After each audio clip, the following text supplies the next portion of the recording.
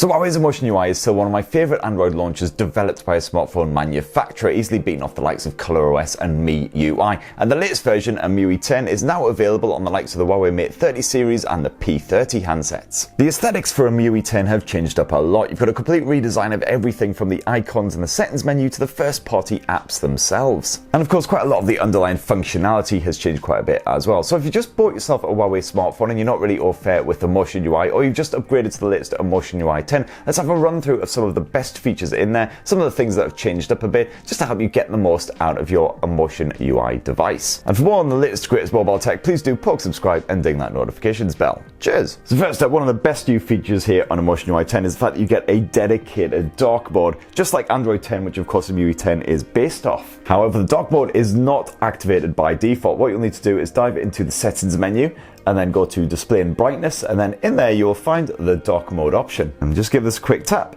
and then as you can see, everything turns all moody and sexy. And it's not just the settings menus and your widgets and the like that are transformed by the dark mode as well. You'll find that all of your first-party apps also get a lovely dark makeover, as do all of the Google apps as well. Fans of the Emotion UI always on display will be glad to hear that not only is it back in action on EMUI 10, but it's also been revamped and made even better. However, much like the dark mode, the always on display isn't actually activated by default here in Emotion UI 10. What you'll need to do is go to the settings menu, then home screen and wallpaper, and you'll find it tucked away in there. Just tap that wee switch, and then boom, there you go. As with previous versions of Emotion UI, you can either set the always on display so it's constantly active, or you can actually schedule it to basically come on during your waking hours so it doesn't disturb your beauty sleep and it doesn't sap battery life unnecessarily. And with EMUI 10, you finally got the option to customize the look and feel of that always on display. All you got to do is tap clock style in that always on display menu. And then as you can see there, you've got a variety of different designs that you can choose from, including a good bit of analog clock face action if you fancy rocking it old school. Unfortunately, that is the full extent of the customization of the always on display here on Emotion UI 10 so far. You can't rejig the layout or say exactly what information appears on there, but hopefully those are the kind of features that will come to Emotion UI 10 in a future update. Also, don't be too perturbed if you don't find that style selection option actually available there in the always on display menu. I found some early builds of Emotion UI 10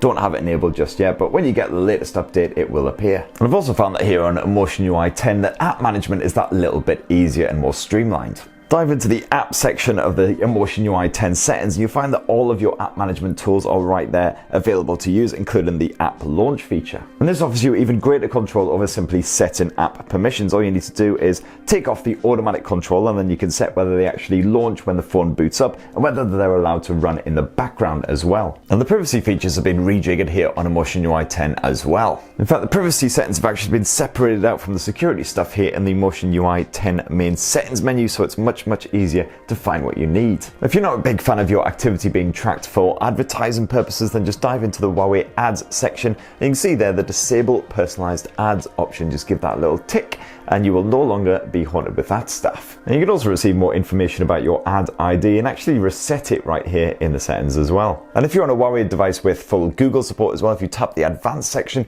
you can play around with all of your Google privacy stuff as well, including autofill and a good bit of location tracking. And another feature that's been refined here on Emotion UI 10 is the gesture navigation as well. You can easily get rid of that navigation bar docked down at the bottom of the display and use gesture navigation instead. All you got to do is head to System and Updates within the Emotion UI 10 menu and then just go to System Navigation up top. As you can see, you've got a choice of 3 different methods. We definitely prefer the gesture style, which is kind of similar to the Android 10 gesture navigation method up top, and I've got a full tutorial as well if you want to see exactly how it all works. Here on Emotion UI 10, the gesture navigation has been improved to make it feel even more smoother and more natural than ever before. The likes of Elastic Touch just adds a nice bit of spring and bounce when you're swiping away apps, things like that. Now, as always, Emotion UI 10 features all kinds of little gesture tricks in order to make life that little bit easier. You can activate and customize these by going into the settings menu and scrolling down until you come across the accessibility section. One of my favorites is definitely the one-handed mode, an old stalwart of Emotion UI,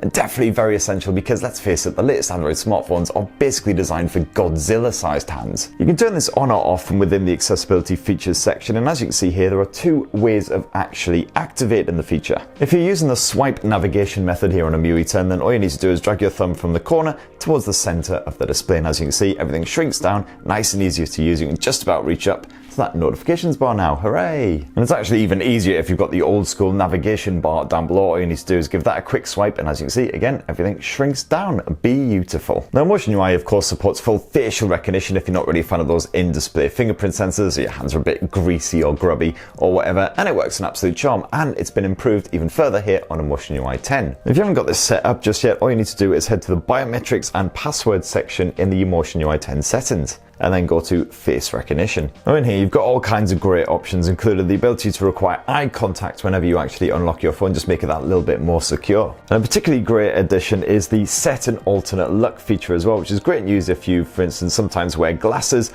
or you're in the habit of growing out a beard every few weeks or so. I have found that those front-facing cameras here on the Huawei Mate 30 Pro, though, are absolutely fantastic, nice and accurate, so even if you grow out a good bit of stubble, you're wearing a cap, things like that, it tends to recognize your face more often than not. And those front-facing cameras also unlock another great Motion UI 10 feature, which is definitely one of my favorite new additions, to be honest. See, the Huawei Mate 30 Pro takes eye tracking to the next level. We all know how annoying it can be when you've got AutoRotate activated on your device, you're lying in bed, and unfortunately everything reorientates, which is a real pain in the arse. You've then got to go into settings, deactivate the auto rotate, and so on. But thanks to the Mate 30 Pro's smart eye tracking, it can determine whether you've rotated your device so you want that landscape view, or whether you're actually lying down in bed and therefore you don't want it to rotate. Sorry, there's just a selection of some of my favourite new and classic features here on a Motion UI 10. Sure, you've got plenty of your own, so please do bash them down in the comments below, share with the rest of us, and for more on the latest and greatest tech, please do subscribe and ding that notifications bell as well. Cheers everyone, love you!